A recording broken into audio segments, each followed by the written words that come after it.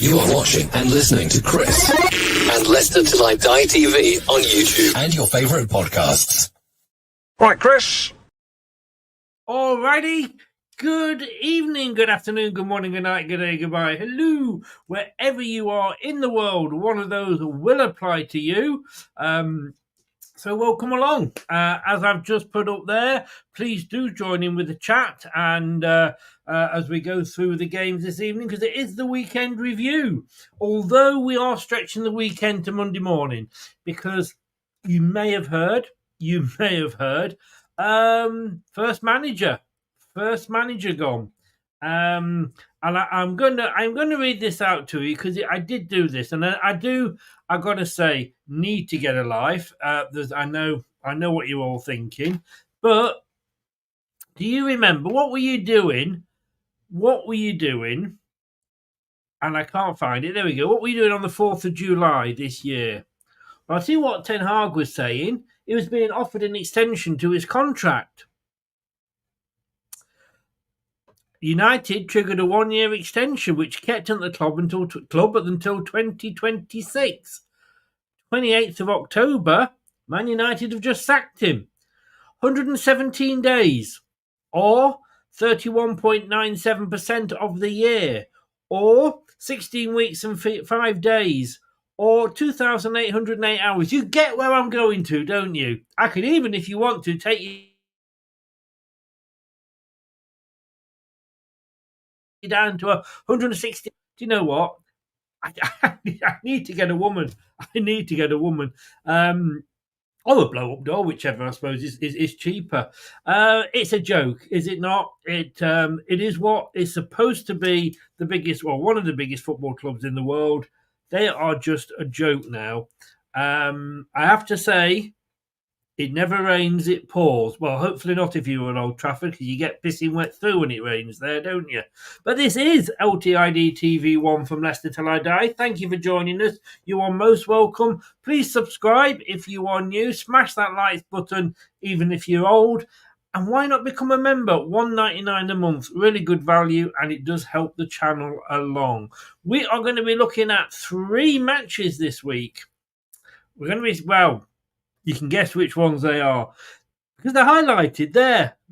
That's how you can guess what they are. Man United, West Ham. Yes, we had to do that one. Of course we did. Leicester, well, we are a Leicester channel. And the Arsenal, Liverpool, top of the table game. Did a draw really do either of them any good at all? Well, I'll tell you what. Tom's going to tell us. Yes, our answer, as I call him this every time, just because it makes me laugh, our answer to ZZ Top. YY front. Tom will join us straight after this.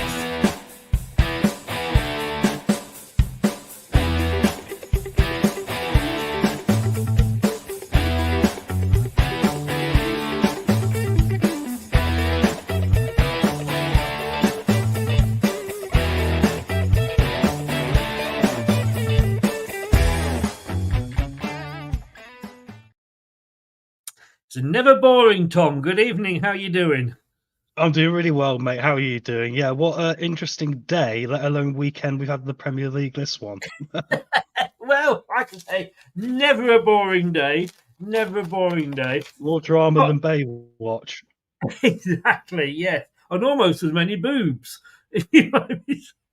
Sorry, couldn't resist that. Yeah, well, Ten Hag perhaps has been outed as one today. Yes, exactly. I only said that as hopefully I'd get a few laughs. Well, at least a few titters. Anyway, I got to say, right, I'll get them out the way at the start of the show. I was actually on Doug, who's a good friend of the channel, and he has a new podcast out, and I was on his show. I think it was early Thursday evening, and I was saying to him, not only have Man United become a joke club, Man United, and I understand it to a degree, and we'll come on to the game in a second, but I can understand because they're sort of, Fergie did so well for so long, a lot of their supporters do not know how average they were before he came along. You know, I mean, before Fergie, they were probably just another Tottenham, won the odd cup now and again, and that was as much as they did. Yes, I mean, years ago they won the European Cup, but that was back in the dark ages, wasn't it? But The problem they've got is they can't accept that it took Liverpool, who were the Man United before Man United were, it took them 23 years to get back to winning a title. They're not even anywhere near that at the moment, Man United, are they?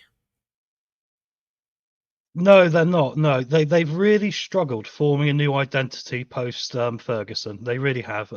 They had such a strong personality and work ethic as a club when Ferguson was there. They found that very hard to replace. They do have a cultural problem at the core. I think when you've gone through so many managers now at that football club post Ferguson, I think you can only say there's got to be something fundamental behind the scenes that needs to change, just as much as a new manager. But um, it was inevitable what happened today. It should have probably happened in the summer when they might have had a bit more time. With that being said, I think Manchester United, they need to now go for a strong manager with a strong identity. I think to go in with someone who is maybe the flavour of the month, like a Thomas Frank, might prove to be counterproductive and not really change anything in a strong direction. So big decisions coming up at Old Trafford next. Yeah, but I mean, look, is it just a manager? I mean, you look at Liverpool, and all right, they've not had the success in as much as, winning trophies after trophies. Yes, they had one good season, but apart from that, they've been pretty average. And I think if Klopp had been at a Man United or at a Chelsea, I don't think he would have lasted as long. But when you look at Man United managers, they have had some big names. They are managers that should have gone in and should have done well.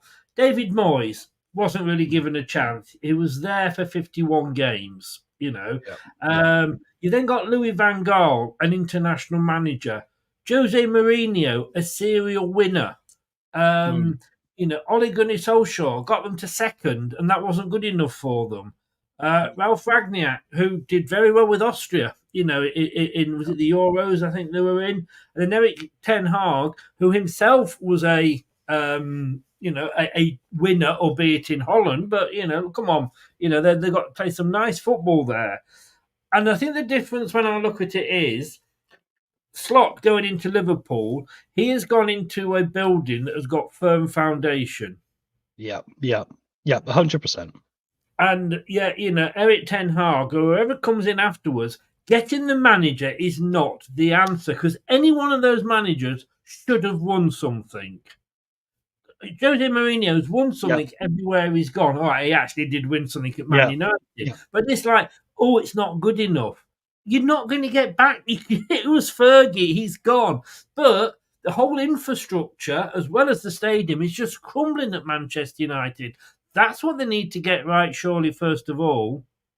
They do. I think the word you're looking for is culture. They're lacking a positive culture in that football club, and it does start from the top of the pyramid, and that starts with the owners. They've got new owners that have come in. They've got a lot of press talk and noise going on. I think there were things in the past year that have no doubt undermined the manager.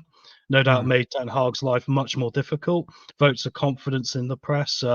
Perhaps it's better to stay quiet and just let your team go on the pitch and do the talking, or at least let the manager do it, so we can have a positive effect on the culture.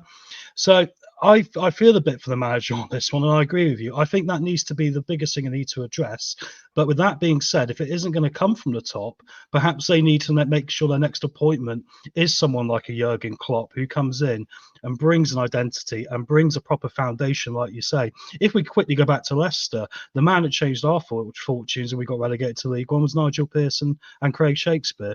And it's because of their foundation. They came in, the club was an absolute barn fire. It was a mess at the time. And with that foundation came a culture which I think carried on beyond them as a coaching unit as well. So that's really where Manchester United have got to go next. It's got to be a strong appointment. It has, but they've also got to look at behind the scenes as well, because going out and people forget. I'm an old fucker. I really am. I'm in my 60s. We're all getting old, mate. When I've got a beard. Look at me. Can I borrow some of it to stick on the top of my head, please? When I before I could say Fergie, Man United, they went out and they bought the best players, but no Yeah. regard as to whether they fit into the system or not. They just want, oh, it's a name, we have to buy them. Almost as let's stop anybody else getting them. Look at the players they've had. You know, Yeah. you It's know. quite crazy because they've spent over 550 odd million, I think, in transfers, Hmm. which is one of the highest in the world. And you think Anthony, 80 odd million quid. Yeah, Really, is that a solid investment? So that's what really undermines how bad the problem is, Chris. Like you're saying, if they hadn't spent money, it'll be one thing. But the fact they have spent money, the fact they've spent good money, the fact they spent Chelsea money, and the fact they spent Man City money, and the fact they're not even close to their City rivals is quite remarkable. no, totally 100%. And you say this, they've spent Chelsea money that worked under the previous ownership. It's not working under the current ownership because, again, buying the best players doesn't just mean that you're going to get automatic success. Having the best managers, as we've seen with Man United, doesn't mean you're going to get the success. Look, they're 14th in the league, as it says there. I thought they would give Ten Hag longer, especially when this new guy came in. But when you look at what's been going on at that club, and you've got somebody like Sir Alex Ferguson in the dressing room after and before games, when that should be the manager's domain, he should be turning around and saying, "Fuck off! This is my dressing room," because you Mm. don't want somebody of his and let's face it, Alex Ferguson, great manager, great stature. You don't want him looking over your shoulders. It's like having Martin O'Neill sat in the corner of the King Power dressing room. It's going to put you off, isn't it? Well, it is, yeah, and I think the interesting thing, about that is once again, it's undermining the manager. If you look at the manager that's probably done the best with Manchester United post Ferguson, it was probably Mourinho. And let's be frank, Mourinho doesn't take fools gladly, so No. he will not allow people in there he doesn't want in there. He will not allow anyone to get close to his team, and he has come the closest to getting Manchester United probably a level of success that's maybe at least minimally expected. Mm. So consequently, you've got to think once again, the owners either need to really put the money where their mouth is and need to make sure they are making an appointment which is going to bring the results that they are creating all the noise in the press about, or consequently, they need to take a step back, give it to a manager like a Mourinho, who's going to come in and take the reins and sort them out a little bit, give them a really good shakedown. Yeah, somebody that's not, like you say, not going to stuff a fool's gladly. He's going to come in and say, "This is what I want. This is the way I do it." Not a yes man.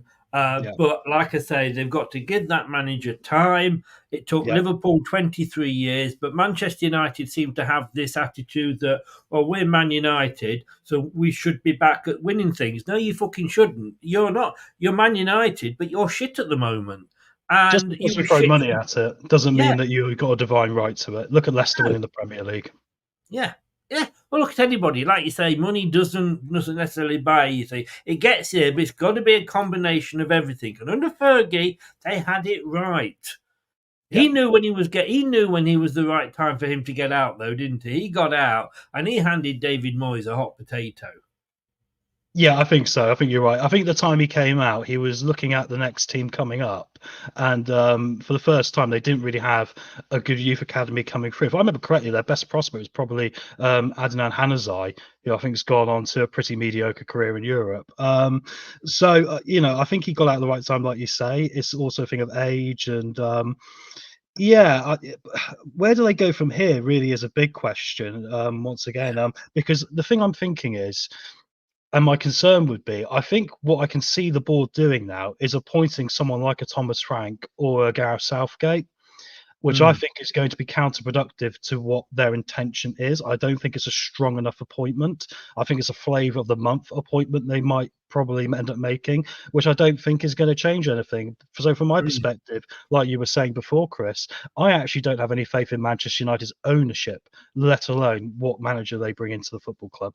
Yeah, and again, you got you've got to feel sorry for the fans, because at the end of the day, we're all fans of our clubs, and sometimes you do get shitty owners in. And let's be honest with you, the Glazers have been shitty owners, Yeah. and it has fallen at their doors. But like you say, I don't think there was a manager that's gone in, apart from possibly Mourinho, that's been strong enough to stand up to the owners. And obviously they got rid of him. Look, 85 matches he's had, 44 wins, a 52% win rate.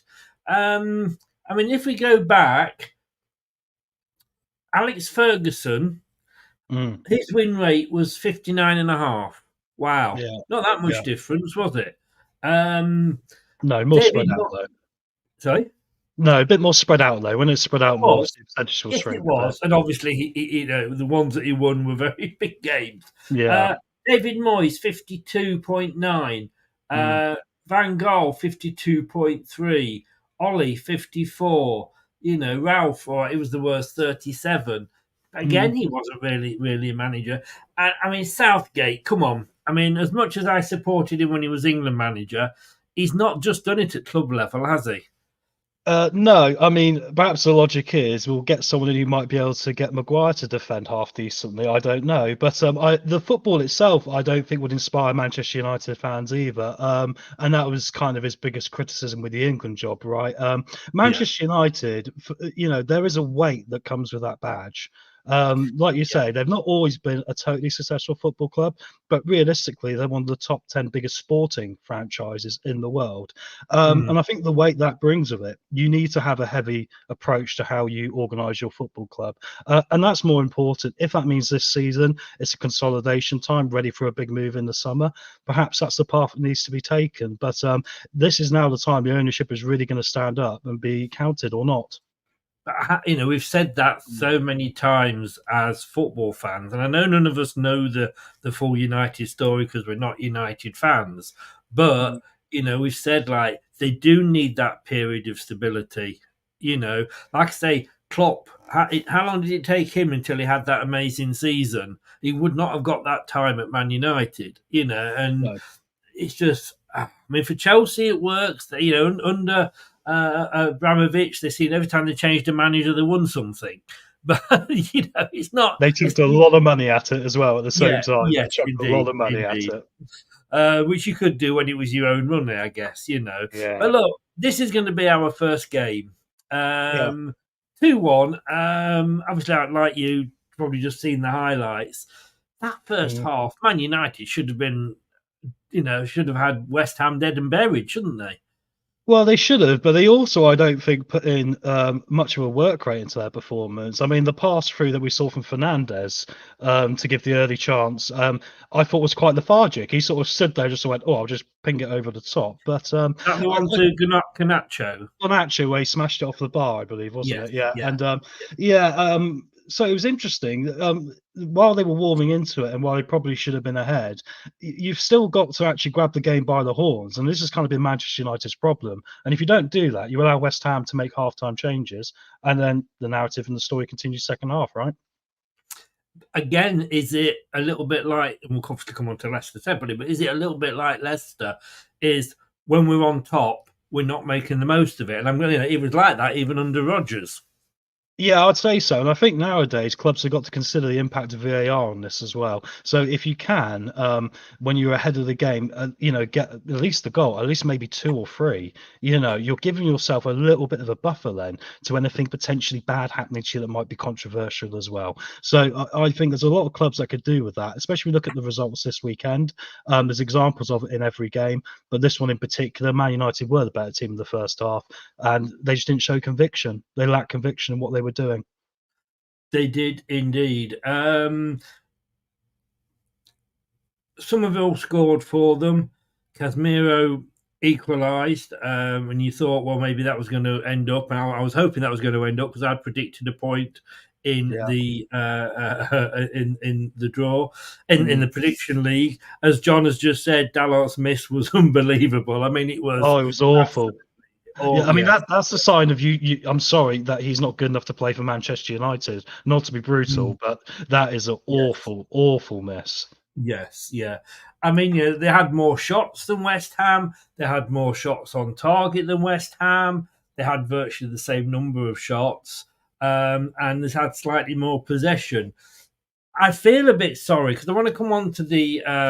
Well, we're going to probably talk about this every week, but I want to come on to our friend VAR. Yeah. Now, I've been speaking to a good friend of the channel again, and that's West Ham unofficial Jake. Young lad, he goes to all the West Ham games when he can. He's a season ticket holder, and he can't come on the show, which is fine. I wasn't actually asking him on, but he's got his own show going on. And I said, just give, as a West Ham fan, right? Not as a Man United, as a West Ham fan, what do you think about the penalty? And he went with a huge crying, laughing emoji. I'll tell you, it was never a penalty. Yeah, I'd agree with him. And when I looked at that, I'm thinking, contact's been made, but it's surely there has to be a little bit of contact in football. Yeah. I don't even think he was looking at him. He went on to say, did Jake, that I said, well, how would you have felt it if it had been given the other way? And he went, I'd have been fuming. He said, can't believe he got sent to the monitor. Complete farce, if you ask me. Dermot Gallagher, who does the thing with Sky Sports, where he reviews it, he made the point, have referees got to grow a bit of a backbone? Yeah, I think you're right. And I completely agree with everything that was said then. It was a decision that shouldn't have gone to the monitor. It was a 50-50 ball. But like you say, in football, we want it to be a competitive game where there's a bit of physicality to it. Elliott was unfortunate that he did stick his leg out. He didn't see the bloke. We don't think either. You can see that from the replays. And in some ways, there has been an odd energy around about referees in the last couple of weeks doing things like this and almost second guessing themselves now. I think the good referees have a good natural instinct, supposedly. If VAR is going to slightly get in the way of that, we need to let it take more of a back seat for the moment as well. But yeah, it shouldn't have gone to the monitor. We've had decisions like this every week now. Perhaps it's a case of, Chris, they've got to really streamline it so you go to the monitor for everything. Perhaps you use the VAR official as a fourth umpire, aka they make the decision, the referee doesn't, and they're told what to do. Some way to streamline it, I don't know, but ultimately I'd feel aggrieved if I was Manchester United, and if there's probably some other fans out there going, you probably got some just desserts, because I'm sure Man United have had those given in their favour in the past as well. So yeah, unlucky, but there you go. There is that, but I mean, I did, and I keep bringing this up, and I always will keep bringing this up. I had a discussion with another fan during a watch along, I think it was. And I could be wrong there, though. And he said about VAR, and I said, look, what I enjoyed last season was the referee made his decision. Yes, he'd get some of them wrong, but I didn't actually mind it because I thought, well, come on, he's human, and it will probably even up during the season.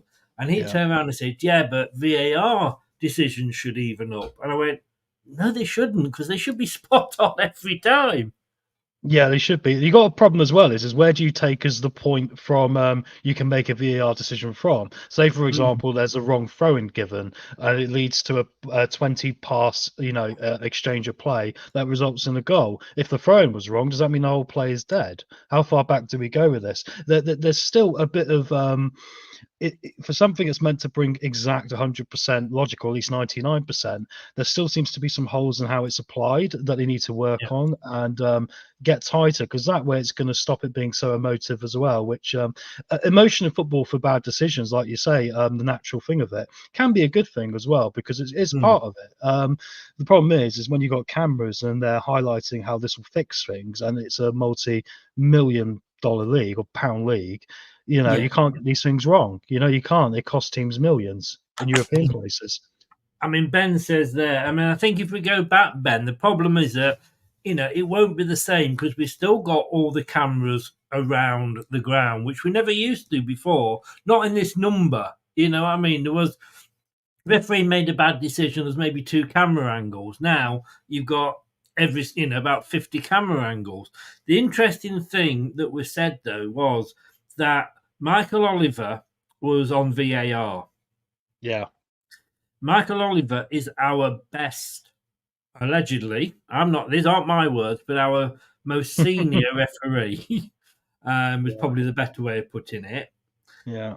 And when you got David Coote, and you've got somebody with, who is supposedly your most senior referee, your best referee, in Michael Oliver, saying you need to go to the monitor. He's immediately thinking, "Oh my God! If Michael Oliver thinks there's something wrong, I must have got this wrong." And he was almost there, 2 minutes at the pitch side, looking at it in slow motion. Which again, this is a VAR thing. I don't agree with slow motion because everything looks worse in slow motion. Look at crash test dummies. You know what I mean? Yeah. And you just know then he's looking almost like he's looking for a reason to give it. Yeah, I think you're right, and it's a big drawback of what is going on, because I would say if it takes you more than 2 minutes to actually make a decision, there probably isn't a decision to make in the first place. No. And also there's this element of, this is like now one of the most richest sporting leagues in the entire world, and you see the cameras for the offside for VAR decisions, and they're not straight. They're some of them are out of focus. And you think they really could be straight line. There could be things with microchips and lasers. There could be a more rounder way of doing it, because a lot of times we're seeing side-on diagonal lines being drawn with someone's knee or someone's elbow sticking out over it. And we're not really sure, when you look at it, if that's actually the case. We had it against Crystal Palace earlier this season at Selhurst Park. There was one there, which when you look from a different angle, you thought, oh, it might not even been offside. So I think that's a big part of the problem as well, and it makes it harder for the officials. The technology still needs to be improved. This is a TV deal for £180 million a year per football club. Why can't you have cameras that show things in a straight line? Yes, yeah. Have you got a little mouse that's getting tired because your light keeps coming up and then going down? No. What it is it's the webcam, I believe. It's trying to adjust because I've got another light on me as well, and if I slightly touch the table, so I apologise. It's trying to illuminate me a little bit. That is fine. Look, we'll move on to the next game. All I will end it up with is I wanted VAR back in the day. I'm not going to lie. I said, we need it.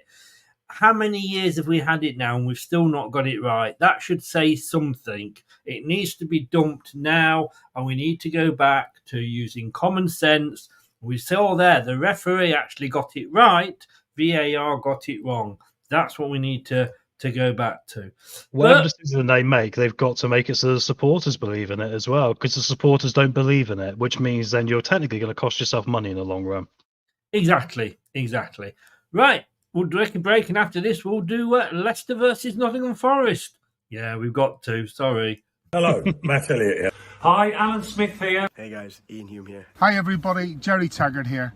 Be sure to watch Chris and Leicester Till I Die TV for all the latest Leicester City news and information. You can also subscribe on YouTube and various social media channels for the latest updates and news on Leicester City Football Club.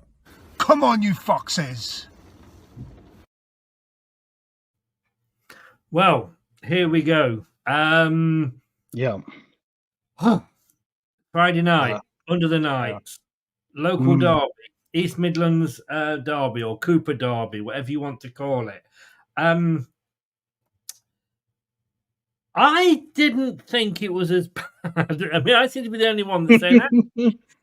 I didn't think it was that bad. And the first half, bloody hell, you couldn't tell who the promoted team was, who the top half team was, which, let's be honest with you, Forest are.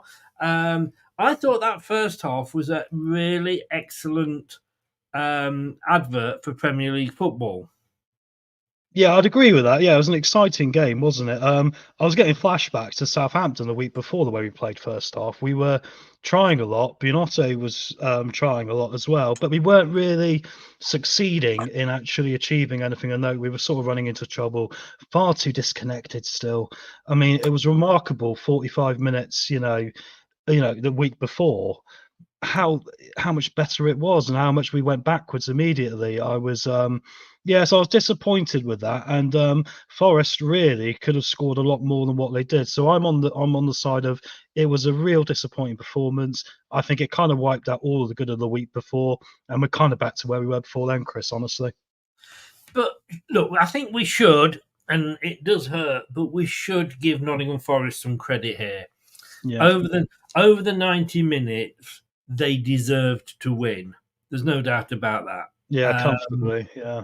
Yeah. They're a team that is now sat in seventh. After this win, they did go up to fifth and were in a European place. And I say, had this not been Nottingham Forest, if we'd been playing, now let's look at some other teams that are around that sort of area. So if this had been at the time Chelsea, Brighton, Tottenham, who were all sort of in and around those spaces, that happened against there, would we be feeling as pissed off, or is that just because it is Nottingham Forest? I think it's actually more because of the result the week before than it is the fact it's Nottingham Forest. I think there was a lot of confidence to take out of the fight back win against Southampton, because for the first half we weren't at the races. So I think the way we snapped back into life was really inspiring, and I think it really gave a lift heading into a Friday night game as well, Chris. I call them carnival nights. Those are like cup ties, the smell of burgers and popcorn in the air, and it's different to play football on a Friday night. Do you remember Friday night football? I do, yeah. No, and a lot of my away days for Leicester have been on the weekday nights because of work. So like for me, it's like warm memories. So yeah, disappointing though. I think under those circumstances that we couldn't capitalize on that energy, because I think that energy is what carries you through at these times where you're trying to get yourself together. Do you think though that we were? I'm not saying cocky. I'm not saying that at all. But were we too overconfident? I mean, we'd beaten Bournemouth 1-0, but let's be honest, we were holding on. Yeah, we were 2-0 down against Southampton, and we scored in the 98th minute of a 97-minute match. So they weren't exactly like we'd gone out and played brilliantly and got 6 points. We'd been very lucky in 2 games. I mean, Bournemouth, again, in that second half, they hit the post a couple of times. They should have been ahead.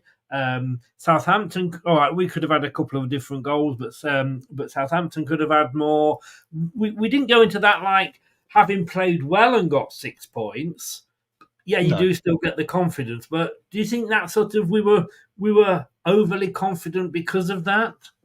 No, I don't really. I think realistically, we've not put together a good 90 minutes all season so far. And I think that's being realistic. I think we put together the odd 45, which have been enough to get us some decent points in the circumstances. I think it's funny. I'm not sure if it's an arrogance or it's almost like we are trying to steadfastly dig into what Cooper's saying. We've heard these little things about, is he fully backed by the players? I believe he is to a certain degree, but I do wonder if they're just going through the motions on occasions. Indeed, he didn't have a good game. He every time he got the ball and he tried to distribute it, he wasn't really thinking where he was distributing the ball. He was just giving it straight to a Forest player every time. And I just think that's them going through the motions a bit.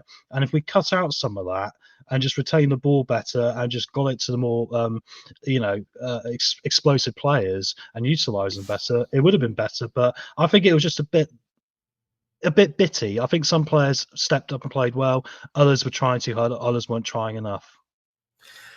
Do you? I've forgotten what I was going to say. I had a really good question then, and it's gone out of my mind. So I'm on a tangent. Yeah, no, not at all. No, it's my age. Yeah, like I say, we have to give. I mean, I'm not impressed with Nuno as a manager, which was one of the reasons that I had Forest to go down this season. Kind of got that wrong, didn't I? They are a very good team. Look, Chris Woods. I mean, God. I mean, he is. Look, he's got 7 goals. It's only 4 behind Haaland. Well, and we know what Haaland's like, a Superman when it comes to goals. But 7 goals Chris Woods got. Steve Cooper purchased. Steve Cooper really wanted him at Forest, but could not get a tune out of him. Nuno's come in, and he's getting number one hits every week out of him. Yeah, he's this generation's Peter Crouch, really, isn't he? He's a journeyman of a striker. He's moved around for many clubs, including our own. And but I will say this about Chris Wood: I think in some ways he's been underrated throughout his career because he's always led the line for New Zealand. I know they're not a massive international country by any means, but he's the main starting striker, and he's been that way since he got into the team. He's very good at what he does. We made it easier for him today. If you're going to give a guy who's got that physicality the space and not give him enough of a push to get him off the ball, he's going to punish you every time. This guy's scored some amazing goals for us back in the day as well. So very impressed with him. Yeah, I liked him as well. He was with us. Yeah, I mean, I wonder if Out Faye's got the assist for that goal. Well, it's funny because that third goal I felt was a karma from the Southampton game the week before, because I was raving on about how he nearly scored an own goal that could have changed the Southampton game entirely before we fought back. And then in this game, obviously, in the third goal, he missed the header. Him and Hermie got caught in between each other, and before you know it, Chris Woods popped up and we're 3 down. It was as soon as even before the final whistle went, in the watch along, it was Cooper out. He's a clown. He needs to go. Blah blah blah. When you look at that, like I say, the first 45, yes, he got it right to a degree because it was a very good game, very good performance. You can argue that his subs were maybe wrong. I don't think the bench was that strong. I think we went with our strongest team, but we didn't have the backup for that. But 2 mistakes cost us those second. Well, I think mistakes cost us all 3 goals, to be honest with you. Winks doing a blind pass when there was absolutely nobody there to blind pass it to. Faye's, like you say, having an assist. A manager cannot be held responsible when your senior, experienced players are making cock-ups like that. No, it was a bit of an Everton day for Forest, wasn't it? In the way that they were just, in the right place. They managed to pick up our own mistakes, which wasn't helpful. I think it's interesting because the Steve Cooper debate, I think he's given us exactly what he has said he would. I think what we signed him up for is what we're getting. I think it's what the board wanted. I think the interesting thing about it is there is an underlying foundational issue in the fan base, myself slightly included, where I look at the level of performance and go, I think we've probably gained more points this season by just being in them and more luck than actual judgment and skill of what we're trying to do. And like I say, I don't think we put together a complete 90 minutes all season. I think it's very important we do so against Ipswich because this game is going to be huge for us now.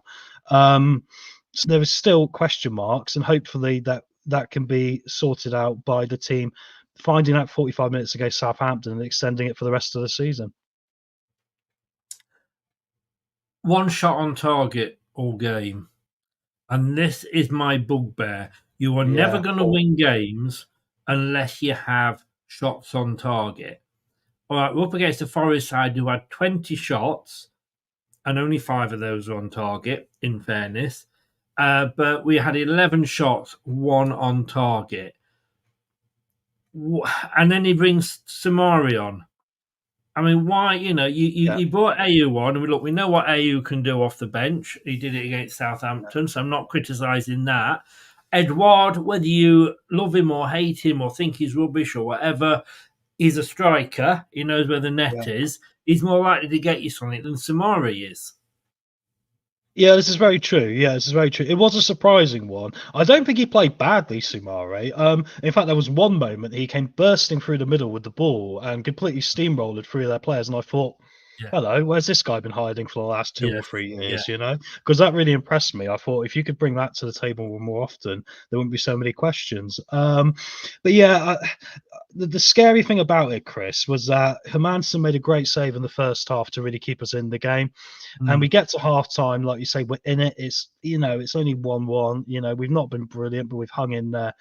And then we come out at the start of the second half, and then Forest just completely catches us asleep, with our trousers down. And like you say, then the changes have to come in. And unlike the Southampton game, because we'd already played our hand starting Fatahul, there wasn't a lot else we could do from that situation either, because we could still do with a couple more players, I feel, if we want to be a little bit greedy, especially when we get to January, just to add a little bit more. But difficult. I still think he can work on that, Steve Cooper, definitely. We've got a show tomorrow. It's the debate show tomorrow, and I'll be joined by Kate and Craig, who were both at the match. So they will obviously have seen a lot more than we do when we just watch it on the telly. So that's going to be very interesting because we're going to look at this game obviously in a lot more detail because we're going to have a whole show on the one game. If we could have, well, I said this is the team we should go for, but Cooper isn't going to pick it.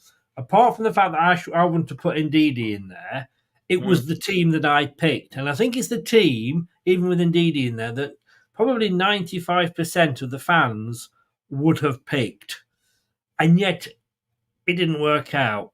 And do you think that is down to squad depth? Yeah, I think it very well could be. It does make me wonder what they're doing on the training pitch sometimes, because there were certain times I was looking at the starting 11 and the way they started the first half and the passing between the triangles. Some passes were overhit.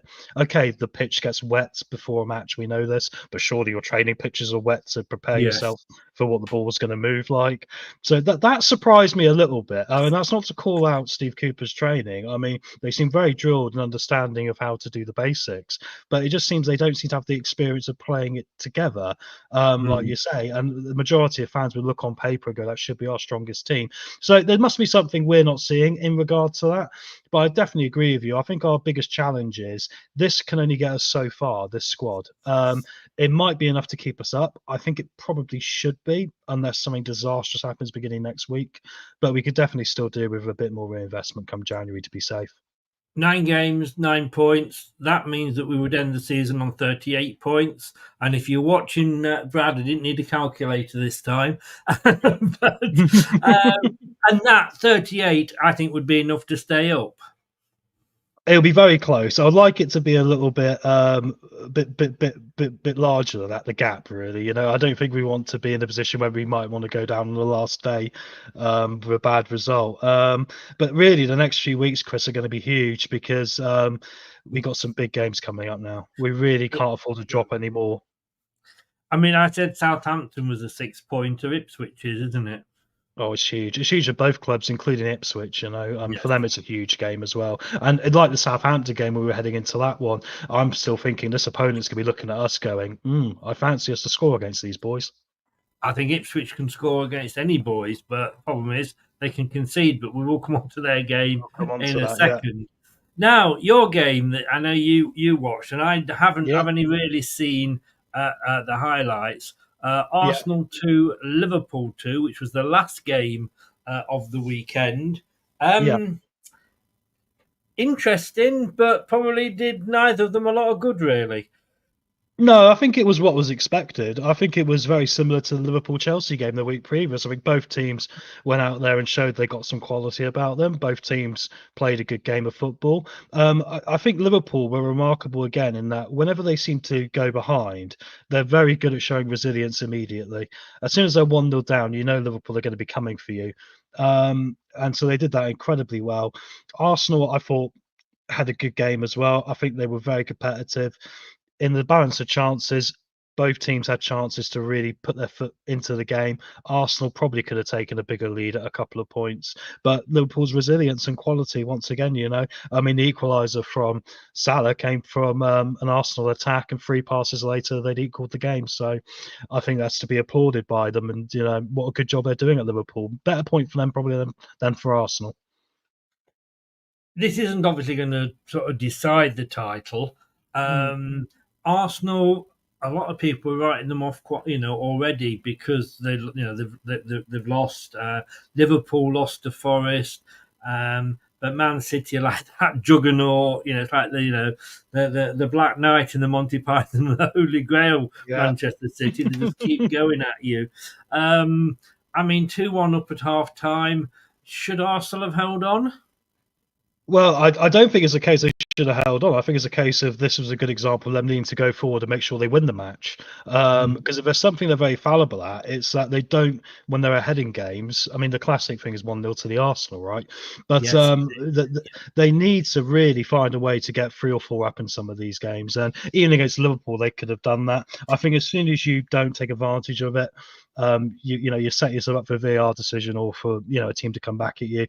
And I think this is where Arsenal, unfortunately, fall flat generally, and I think it's the thing that will cost them the title. They seem to just lack that little bit of character that I'd say Man City have got with Haaland, even with Rodri. No matter how much people dislike him, he's a character, you know. And then you look at Liverpool, and you go Salah's a character, Van Dijk's a character.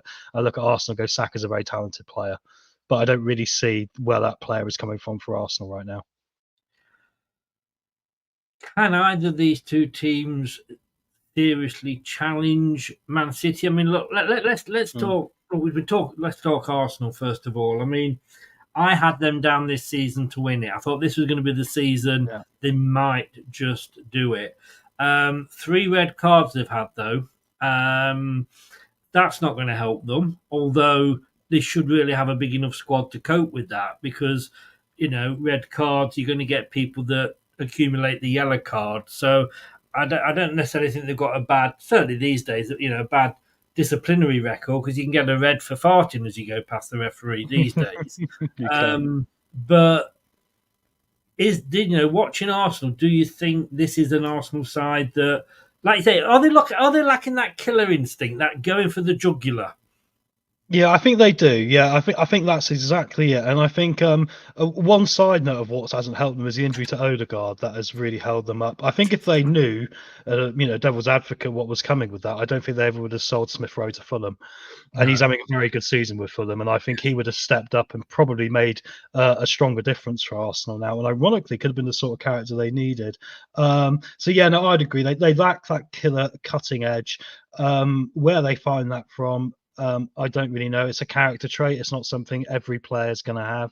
But they need to find it from somewhere.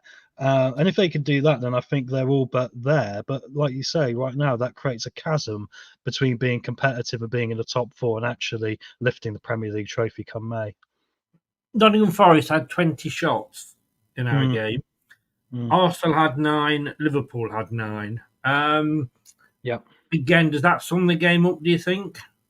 Yeah, I think both teams have definitely got an element to them where they like controlling the game, controlling possession, and not letting it get away from them. I think both teams have that as part of their core tactical culture.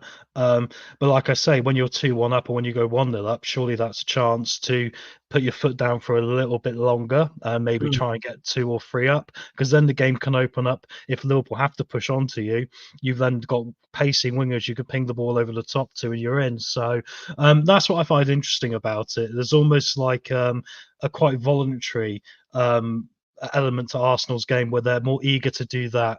It's almost like to try and play a total football style just for doing total football's sake, which I think in modern football can be a big problem tactically for a lot of clubs and a lot of managers. I like a route 1 goal, as you know, Chris. So. Well, I didn't like it on Friday night, but there you go. No, it was quite amusing, though. I know. It was like watching Wimbledon back in the day. Liverpool, we spoke about Manchester United and crumbling foundations at the start of the show in the first game. Arne Slot, what a start he's had to the season. And we said this, I think, last week. But he's come in, and how do you almost want to be the manager that replaces the manager that replaces Klopp. Because how do you follow a guy that was adored and put up on this pedestal by Liverpool fans? The only way you're doing that is by winning all your games. And he's only lost 1 game all season. But the difference between him coming into Liverpool and Ten Hag coming into Manchester United, or whoever follows Ten Hag, is the difference is that what Slot inherited. Because he didn't really buy many players, only a couple of sort of not really first teamers. He's been lucky with the start. Do you see signs that you can continue this through the season, or do you think it is going to fizzle out? No, I think they'll win a trophy this year. I think one of the trophies will be theirs. If I was to make a random guess, the FA Cup, I think they'll win the FA Cup or something this year. I think what's interesting about it is, remember when Brian Clough back in the day took over at Leeds United? And while the context is slightly off, there's only one way you can endear yourself to supporters, and that's to win things and win things better than the manager before. And I think the interesting thing about Klopp, and I stand by this, I understand he was a highly popular and adored figure, and rightly so, for what he achieved at Liverpool Football Club.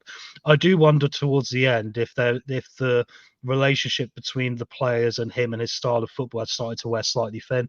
I think you were starting to see slight signs of that it was almost like an intense relationship that kind of needed to come to a natural end, and so then go from that to a manager who is a bit more considered, a bit more calm, doesn't mind a more pedestrian style of football on occasions as long as it serves a purpose. I think that can endear himself to players, because then they're thinking, we haven't really got to work as hard as we did under our previous manager, but we're still looking really good and playing some really good stuff. So he's an intelligent manager. He's bringing an intelligent game now to what was originally a hard-working team. So I can't see anything but success with Liverpool. No, we are going to be making our way over to Suffolk at the weekend, and we're going to be playing Ipswich Town. Now, Rabbit Man was in earlier. I don't know if you're still in, Rabbit Man, or if you've gone, but he posted this earlier, but obviously I've saved it so that it's with this game. Good evening, guys. Vardy hat-trick against us Saturday. So disappointed with the Brentford result. To go away and score 3 goals, you should be thinking 3 points. Thank you very much. Well, it was a football. It was a football. It was a computer game style football match. What I meant to say, like a FIFA or something, wasn't it? Neither team really particularly played with a midfield. It was very much go at each other and get at each other's back four. Yeah, I mean, Ipswich are an interesting one because I'm completely torn on them and how I want to approach my feelings on them. And that is because I think it's to be applauded how they can score these goals as well. I think it's all well and good to be a newly promoted team and to be competitive, but to go out and to actually be free scoring as they have in some of these games is a pretty good start. Defensively, Kate said it, who comes on this channel a lot, naive. They're very naive. If they could sort that out and know when to put their foot through the ball a bit more better, then they wouldn't be giving away these goals, because they gave away once again pretty much every goal, and that's the thing they've got to fix. But then I do think, in the balance of good and evil, it's probably a more easier evil to fix a defensive problem by in January going out and maybe buying an experienced Premier League defender to marshal the defence. If I take us briefly back to the Great Escape season for Leicester, we went out that January and loaned in Robert Huth from Stoke. He went on to be part of a back two with Wes Morgan that won the Premier League. We needed a Premier League quality defender because Vazeski wasn't really doing well in the quality department of that. Well, I suggest that you go up and tell him that, because I'm not. Yeah. Hey, Waz, I love you, mate. Honestly, I love any player that's involved to the dark arts. Can I just say, if you are looking, Big Vaz, I don't know who he is. May I say, I'm a big ice hockey fan, Chris, as you know. So I like it when players get physical. So I've got all the love in the world for that big man. But he was a little bit slow towards the end. He'd be the first to admit it. But I think Ipswich really, that's really where they need to focus now. I think McKenna should be patting them on the back a little bit still, in spite of the fact they haven't really, got going yet fully, and just say, look, we're scoring. We can score goals. We're doing what we did last year. We just got to sort out this defence somehow. Do you think, and before we come on to Brentford, let's carry on with Ipswich. I've said this a few times. I liked it was a some of the basketball players game, they bought. Sorry? You've frozen. Are you still with me? Yeah, sorry, I've lost you there. Sorry, no. I've said this. I'd love Ipswich to stay up. I really would. And they bought some good players that like Schmodic that I would have loved at our club. But the ones that they have bought, have they bought too many? I don't think they have, and the reason why is because I think what McKenna does is he sets them all up with very simple instructions on what they're going to do. You won't see Hutchinson play any different than Burns, for example. They're going to do the same thing in the same position when they're on the pitch. I think the biggest problem now is isolated entirely to their lack of ability to defend the ball well, and They need to work out either that's going down the route of bringing in a new defensive coach, like I suggested in January, an experienced Premier League defender to marshal them all a little bit, because they look just a bit young at the back and a bit, inexperienced to be able to deal with the challenges of the Premier League right now. But then should McKenna maybe? I mean, we look at Cooper, and he said, "I'm going to buy experienced players," and whether we like the players that he bought or not, there's a very thin line between experience and over the hill. But he's gone out, and you can say the players he's bought, even Skip, Ayew, Edouard, they've all got Premier League experience. All these young players that Ipswich have bought look really, really exciting. No Premier League experience, and maybe that's what they're lacking. Yeah, I completely agree with that. I don't know why they weren't looking at some of the teams that went down last year, because you can always pick up someone there who's a quality player. We put up Maguire, didn't we? Back in the day, wasn't it? When he got relegated from Hull. Johnny Evans from West Brom. So I think they have missed a trick there. But I think we got to consider here, what is Ipswich's long-term gain? They were a League One club 2 years ago. They're now a Premier League club pretty much out of nowhere as a massive shock, all from a positive, style of football. I don't think a relegation for them is worth derailing the entire movement for. This is £180 million they've picked up in very easy circumstances. They've now, at least with those players they brought in, signed top Championship players to really make sure if and when they go down, they're going to be very relevant in the Championship again and probably coming straight back up. So, yeah, so I think that's really where they are, Chris, to be honest.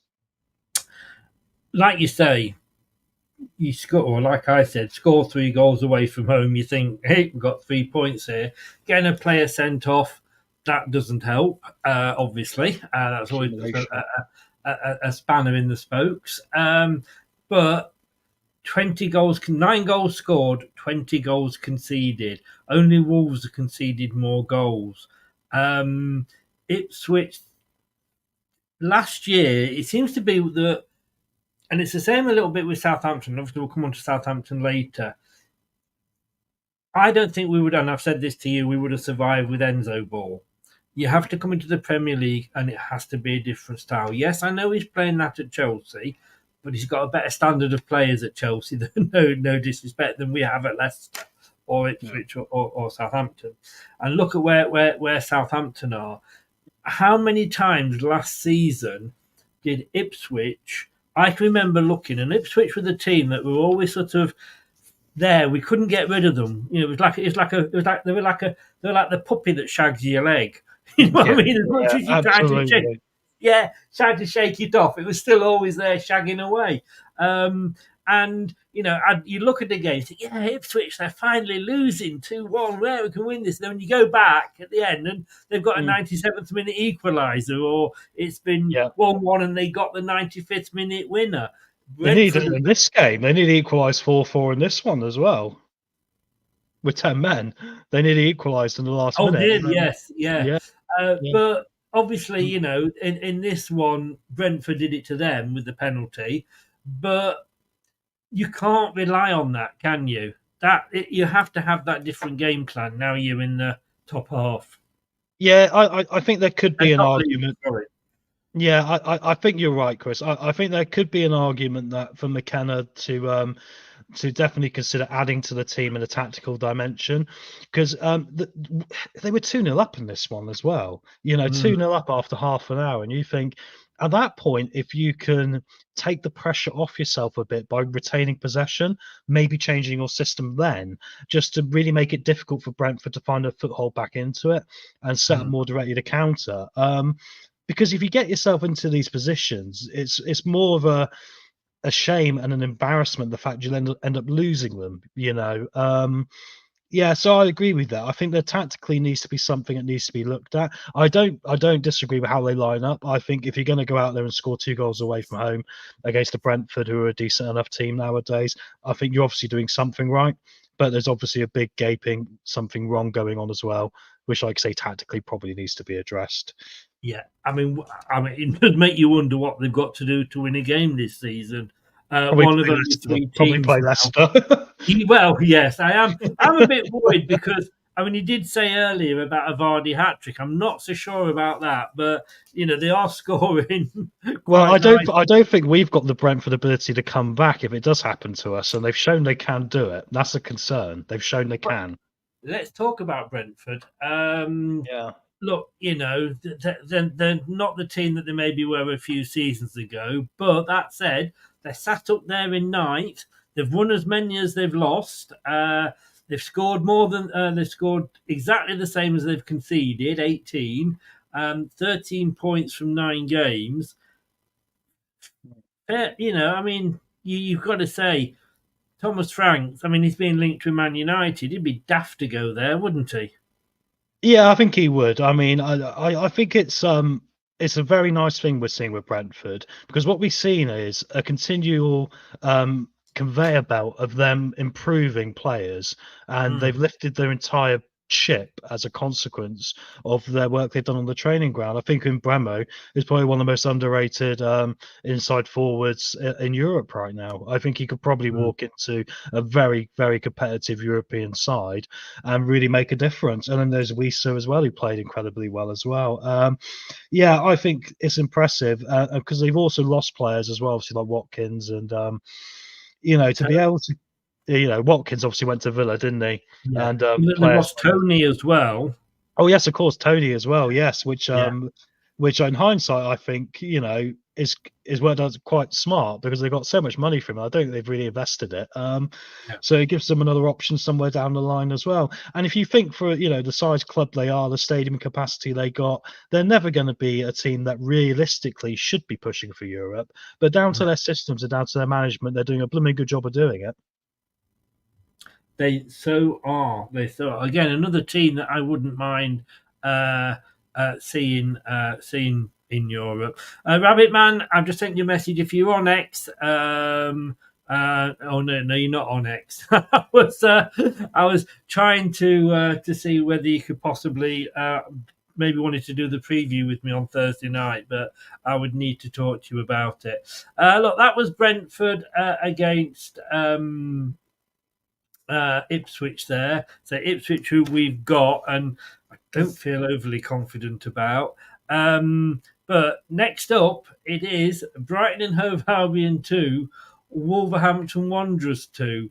Wow. Talking about last-minute goals, there's a hell of a lot of last-minute goals, wasn't there?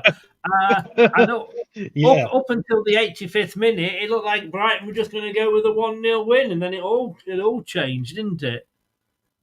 It did. It was an interesting game, this, because Wolves, like the Man City game, weren't, completely out of it the entire way through. And Wolves started off probably slightly better than Brighton. But Brighton's quality, once again, second week in a run, you can say Danny Welbeck's an absolutely brilliant game of football and really made a difference. Wolves didn't help themselves with a goal. They gave away the 1-0 goal lead after a poor pass from the goalkeeper trying to play out, quickly from the back. So that's difficult because they shot themselves in the foot after I thought putting out a pretty good start. I think Wolves deserved the point. I think that overall, the way the narrative and the story played out was like a roller coaster. But really, I think the right result came to pass for both teams. I think Brighton will be annoyed they didn't make more of the game when they were 1-0 up and then 2-0 up even because they had more chances. So yeah, but I think this is once again a reminder of Wolves could potentially still turn a corner yet, Chris. I had this as a 3-1 win to Brighton. Shows what I know. Is obviously so I am near the bottom. Well, I am the bottom of the league. Well, I was up until this week. And if Brad, like I say, if Brad is watching, how many points did you get this week, Brad? 2. Oh, ouch! I got 6. Just want to say that. Just want to say this is my favourite number, 6. Just enjoy give me 6 the moment every week. A lot of people were saying, and look, last week we had Gary O'Neill's bum buddy on, Craig, and he was sort of saying Wolves have had the most difficult start of any of the clubs. I had Wolves finishing 18th, to be honest with you, because I don't rate Gary Neil. I had him very low. You know. Craig will hate me now. But could they potentially get out of it? 14 shots they had, which was 5 less than Brighton. 7 of those on target. I think there's 2 teams down there that are going to be the ones that are most likely to get out of it, and I think Wolves is one of them. I'm not as fully in on Gary O'Neill as Craig was last week. Nobody could be as into Gary O'Neill as Craig was. We've not had the pleasure of Leicester fans of having been under his awesome godlike leadership by all accounts. So I think getting back to seriousness, I think that there's enough about them. I think that when they set up well. Like any team, they've got a bit of a mistake in them now and again.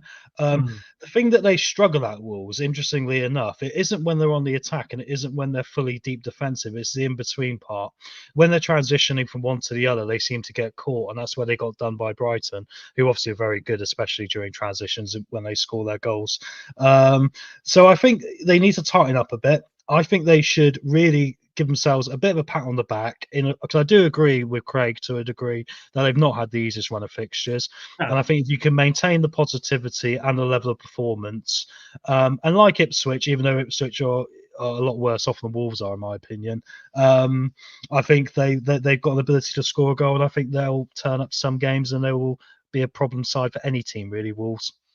And fair play to them for coming back and not giving up. Yeah, exactly. Yeah. And once they got a sniff of it, I mean, everything went through Matis Cunha. Everything good went through him. He was utterly unbelievable for them. And what made it even worse was Brighton left him free far too often. They didn't cotton on to how whenever he got the ball, he was the danger man for them. So, yeah, I think that's encouraging. I think Wolves do lack depth a bit as well, though. In the same way that we look at ourselves at Leicester and probably go, we're Samari on the bench. I think they've got a similar problem at Wolves, which they could do with dealing with in January. But they're going to make it an interesting battle down there. They won't be putting up any trees by any means, but I still think they might surprise us, and I think they probably should just stay up. I mean, that last goal that they got, what were Brighton doing? 4-on-1. Yeah. And then if you saw it. I saw it. Yeah, 4-on-1. Doyle in the middle. Yeah, you hit the one. I mean, how could you do that? And of course, it cost them. That guy, Doyle, must be the most chillest human being I've ever seen in my life, having 4 Brighton players descending on him like a wall of Spitfires, and to just stand there and just pick out the interception, just like it was the most natural thing in the world. I think he needs to be given the freedom of Wolverhampton for that. Yeah, give him man of the match at least. Man of the match at least. Yeah. I mean, fair play to him. And it was amazing. But like I say, it was similar to the 2-2 with Arsenal Liverpool. Like I say, the narrative wasn't really, too dissimilar. Well, say the narrative was different to what the actual result should have been. I think a draw was a fair result the whole way through, really. Before we move on, Danny Welbeck, 33, yes. Butt of a lot of people's jokes through the years. Didn't really quite make it. Well, he did do well at Arsenal, but he didn't sort of become a cult figure there. He wasn't quite, scoring. But he pops up, doesn't he? He's 33 years old and he's still going. He's been unbelievable, hasn't he? Even the commentator said about England, and I said it last week, and I thought to myself afterwards, am I really saying this? Because he's not what you'd call a trendy player. He's obviously getting on a bit now. He had some major injuries back in his career, which probably hindered him quite comprehensively. Because we look at the player he is now and what he is still bringing to the Premier League, not just to Brighton, he is doing some remarkable work, probably the best work of his career as a footballer. And he's carrying a Brighton team that, don't forget, got European football last year. Yes. And I think fair play to him. I think ironically a team like Newcastle could probably do with a striker like that now, because they've got a striker like Isaac who's very talented at the Castle game.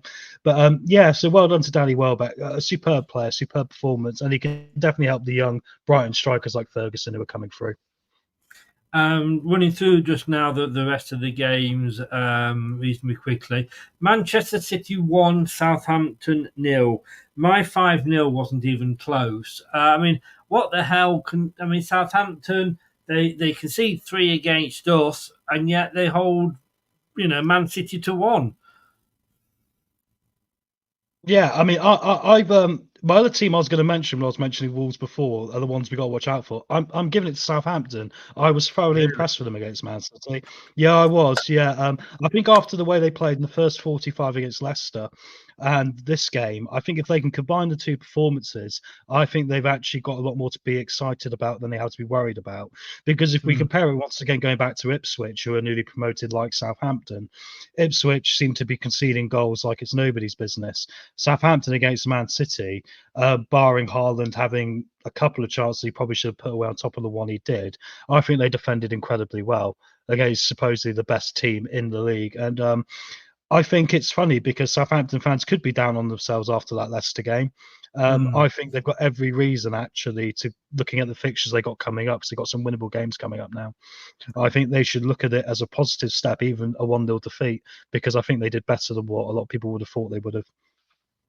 Enzo let me down again because I went for 3-1. Yeah. It was nearly was. Well done, Chelsea. Like I say, Enzo again proving a lot of people wrong. Apparently, Man United were thinking about Enzo, but while they were thinking about it, Chelsea nipped in and did it. Fair play. And I've got to say, with all the fact that I'm leaving, the fact that he did it so quickly did help us out with the old PSR. But I want to talk Newcastle.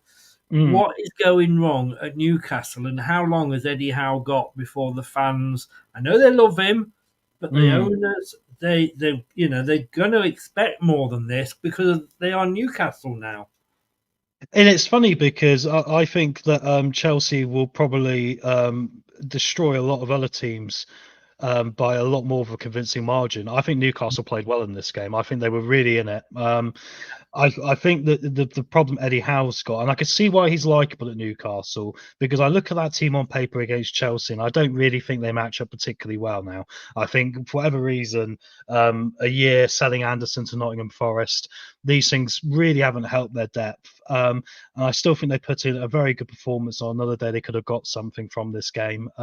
So I think their biggest problem is depth. And the fact that they've not been able to go out, and they probably need to sign another 4 or 5 players, in my opinion, to really be pushing on to Aston Villa sort of levels of European conquest, which is what they really want. It is, and I've got to say, Newcastle are trying to do it properly with PSR and, not just throwing money at it and sell a hotel here or there or whatever. They're trying to fair play to them for doing that. And it was very much what I call a Brexit game, because it was 50.4% to Chelsea possession, 49.6% to Newcastle. But again, only 3 shots on target for Newcastle, so that was probably what cost them in the end. But Palmer, he's that metronome, isn't he? He's unbelievable. He should be featuring for England as a prime part of what we do, because he completely, when he's not there, I don't know how they're going to function, Chris, because he literally dominates how Chelsea play football now. He does. I am dreading dreading when we meet them. Right. Villa hosting Craig's team, Bournemouth, 1-1. I didn't really see much of this game, but go on, Ross Barkley's still there, and Bournemouth again, 96th minute goal. Yeah, Bournemouth summoned the spirit of Everton, which was quite funny for Craig calling Everton a team shithouses last week, because they pretty much did the same to Villa this week. Because Villa in a similar way to Arsenal, except you were a bit more forgiving with Aston Villa because the level of expectation isn't as high. They were pretty much on top for the majority of this game. They deserved to take the lead. They should have done it probably earlier. Konza missed a great chance. There was a goal ruled out where Watkins, the ball was out of play. They got it right. McGinn would have, put the ball in otherwise. Yeah, so it was one of those where Bournemouth, in a similar way to what I think Cooper tried to do at Leicester, Chris, they were trying just to stay in the game, which they did, and then they got done at the end by a set piece. Aston Villa, it was a good set piece. Bournemouth are going to make the most of those. That's the way they're going to do things. And I think Aston Villa got caught a little bit short there because they probably should have made themselves out of sight earlier. Yeah, and just as we talk about him, like a genie, Here he is. With a bit of Viagra, up he pops. Not saying that Craig needs Viagra, but according to his good lady. Get a picture of Gary O'Neill on the screen, he'll be fine. I was going to say, please, nobody say what we're saying about Gary O'Neill. Hello. Right. Well, that's put me off now. I'm thinking of Craig taking Viagra. Right, the next game is Crystal Palace, I think it is. Yeah. Spurs. What the hell are we going to do with Spurs? What are they playing at? I mean, I called this coming. Spursy. I know, but I mean, look, I had this one as a 3-0 win to Spurs. I thought after what they did against West Ham last week, they're never going to win anything if they can't start putting runs together. No, I had this down as a 1-1 draw, but I remember it came up. I think Brad mentioned it in the chat in one of the previous shows that Tottenham, this is the sort of game that they would probably go into and drop a bit of a bollock after having a good result. Yeah. Lo and behold, look what happened. They went into it. They only really had a few 5-minute spells where they looked like they were really on top of the game. Apart from that, Crystal Palace, who by no imagination were that good either, they really had the game in the bag, in my opinion. Mateta scored a good goal. Mateta, sorry. Eze missed some absolute chances. It was almost comedic, the chances Eze missed in the second half for them.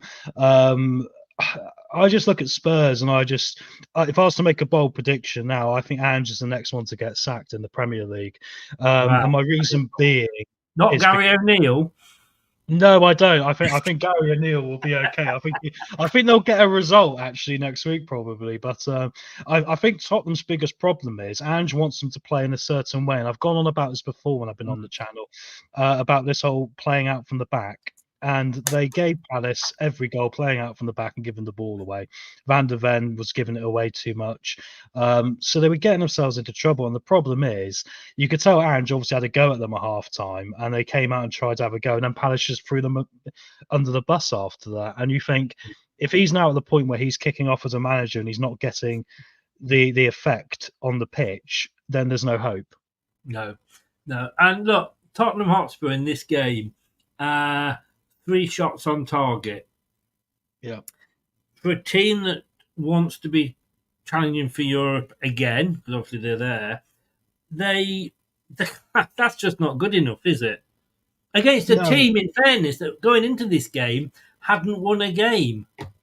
No, it's remarkable, isn't it? And everyone jokes the words Spursy, but it couldn't be more Spursy. It was limp. It lacked character, and I think that's the most incriminating thing I could say against this team, because I think their manager's got a lot of personality and a lot of character, but it doesn't seem to be transitioning to the players on the pitch, and that is their biggest concern. And unless they deal with this quickly, I can see it only heading south.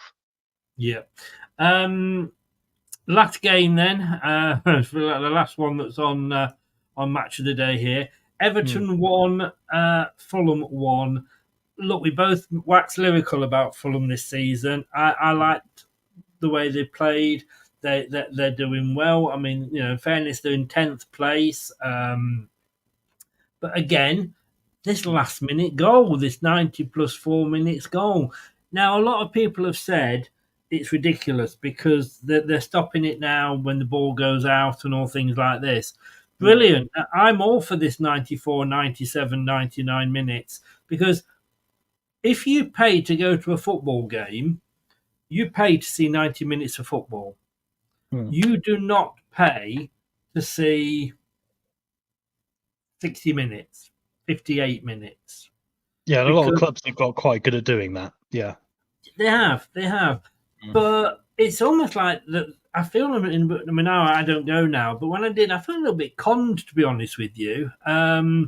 he's gone down again, he's time wasting. And even when it's my own players. So I'm all for these, there's lots of extra time put on. But teams are going to have to start managing it, aren't they, better? Yeah, they are, and I'm like you. I'm for it because I also think it increases drama to the game as well, which increases eyes, which increases revenue, and all the rest of it. I think this is another example, like we spoke of earlier, of Fulham being in a position where they should have put the game out of sight and failed to do so. And that's also a credit to Everton because they are very good at what they do. We've all said the words we talked about and how we used to describe them. They're very much a Sean Dyche side. That's how they're going to play football. That's what they're going to do. And they kept themselves in the game and they got their just rewards. I think any team that does what they did, they deserve the point from that one. I was just going to say then, 60% possession to Fulham, 14 shots. Again, only 3 on target. Last season and the season, the season before under Rodgers when we got relegated, it was my bugbear. It was like only 1 shot or 2 shots on target. We're a Premier League team. But it seems to be all the teams, not just the Southamptons, the Leicesters, the Wolves. It seems to be, even the Liverpools, the Arsenals, they need to surely, you're professional footballers, you're on millions of pounds. You should be able to sort of know where to shoot. Maybe we need to do what they do in Australia, which is have 2 extra posts either side and a bar that goes higher, and you get a point if it goes. Different points, for different shots. Yeah, I know what you mean, Chris. Yeah, teams don't seem to play through the lines as quick as they used to. I don't know if that's just a general tactical thing that's happening right now. Because as we know, there's normally a manager that comes in like a Guardiola that changes the game, and then tactics change in football. It's happened before. Maybe that's where we are right now with this, where we are. I don't know, but I agree with you. It's not as forward thinking on target as it perhaps used to be. We need Pep to retire. That's what it is, so we can get a game back. Yeah. Yeah. Right. Premier League. Thanks so much. That's all the games that we've gone through.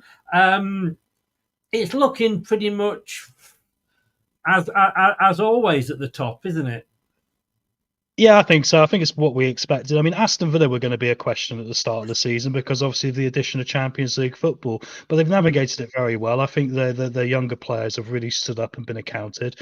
So a credit to them, and also Emery's brilliant. The other surprise I would probably say is obviously Manchester United, and obviously the big news today, Ten Hag going. Yeah. I mean, whatever manager comes in, they've got to arrest a decline that's crept up on Manchester United surprisingly quickly after 9 weeks. They have. And, I mean, I think it's a bit unlucky that he got sacked on the day when it was such a the day after there was such a contentious VAR decision. But, yeah, we'll see. And the funny thing is that I can remember when they signed Ten Hag, it's, he's going to come back, it's going to be 11 Hag soon. And, we don't need floodlights. We'll just get Ten Hag to bend over in the manager's dugout and the sun will come out of his arse and all this. Yeah. And now they're going, thank God he's gone. So, I mean, it's literally like when Cooper, it's pretty much a mixed reaction. Well, let's see how we get on. But with him, it was like everything and now down to nothing. Look, Palace at the bottom finally got a win. Well done to them. Ipswich, let's hope they don't turn that around at the weekend. Wolves, maybe will turn it round because, as we said earlier, they have had a difficult start, but I think their manager could be the next one to go. Just winding Craig up. In the chat. Southampton. I think they will just struggle all year, Southampton. I can see them I can't see them getting out of it, to be honest with you. Yeah. I think the performance was there against Man City, and they've got to hold on to the positives now from where they are, because if they focus too much on the negatives, I think it is over. So I think they'll be okay. I think a performance next weekend, we might be talking slightly differently, Chris. Well, we will see. But like you say, the thing is, it's you can have the performances and look at Leicester I know you went earlier, take you back to the Great Escape year. We were bottom for so long, but we weren't shit. Because we weren't getting whacked, it was 1-0, 2-1s, etc., 2-0 at the most, but we were still losing. They have got to start turning those round into wins soon. as indeed do Ipswich. But let's just hope that it's not this weekend when they do it. Tom, brilliant. Thank you so very much. My pleasure, Chris. Thank you. Craig has just said, why is this video only an hour and a half? It's been funny enough because we managed to get through it very, very quickly. We did. I think it was a good chat, Chris. So thank you very much. I think we managed to capture everything pretty well there, mate. No, thank you. I mean, that's sort of, how we're looking to do it moving forward. So thank you very much. You know your stuff. Really appreciate you coming on.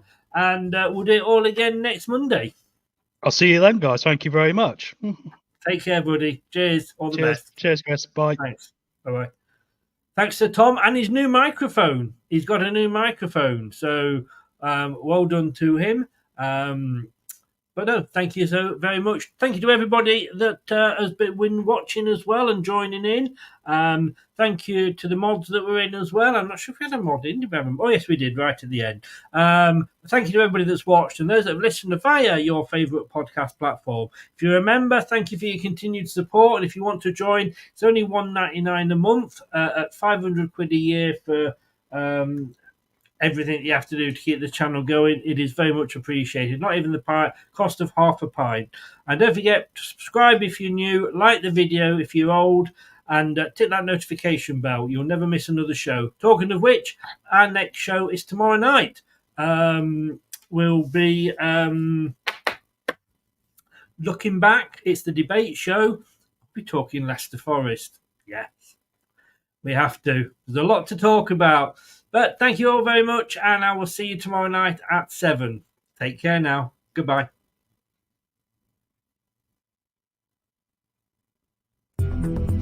Thanks for watching. These videos are tremendous. You'd better like them too, or I'll be back. This podcast is proud to be part of the TalkSport Fan Network. TalkSport. Powered by fans. That will conclude this evening's entertainment.